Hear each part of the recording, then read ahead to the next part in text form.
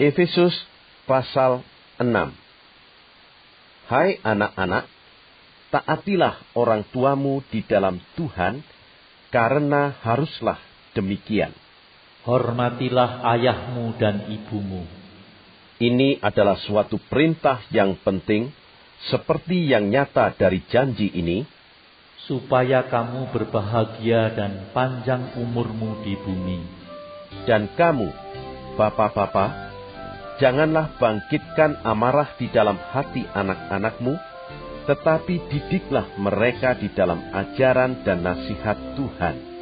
Hai hamba-hamba, taatilah Tuanmu yang di dunia dengan takut dan gentar, dan dengan tulus hati, sama seperti kamu taat kepada Kristus, jangan hanya di hadapan mereka saja untuk menyenangkan hati orang, tetapi sebagai hamba-hamba Kristus yang dengan segenap hati melakukan kehendak Allah dan yang dengan rela menjalankan pelayanannya seperti orang-orang yang melayani Tuhan dan bukan manusia.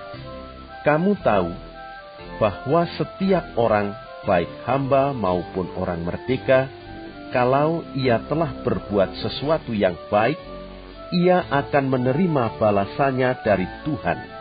Dan kamu tuan-tuan, perbuatlah demikian juga terhadap mereka dan jauhkanlah ancaman. Ingatlah bahwa Tuhan mereka dan Tuhan kamu ada di sorga, dan ia tidak memandang muka.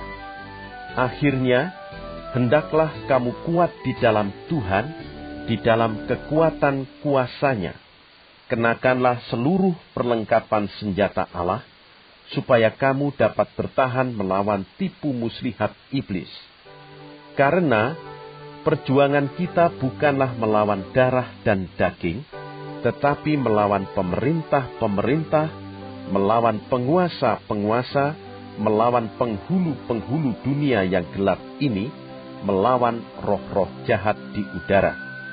Sebab itu, ambillah seluruh perlengkapan senjata Allah, supaya kamu dapat mengadakan perlawanan pada hari yang jahat itu, dan tetap berdiri sesudah kamu menyelesaikan segala sesuatu.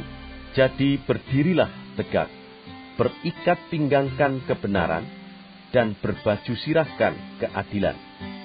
Kakimu berkasutkan kerelaan untuk memberitakan Injil damai sejahtera. Dalam segala keadaan, pergunakanlah perisai iman. Sebab dengan perisai itu kamu akan dapat memadamkan semua panah api dari si jahat, dan terimalah ketopong keselamatan dan pedang roh, yaitu firman Allah, dalam segala doa dan permohonan.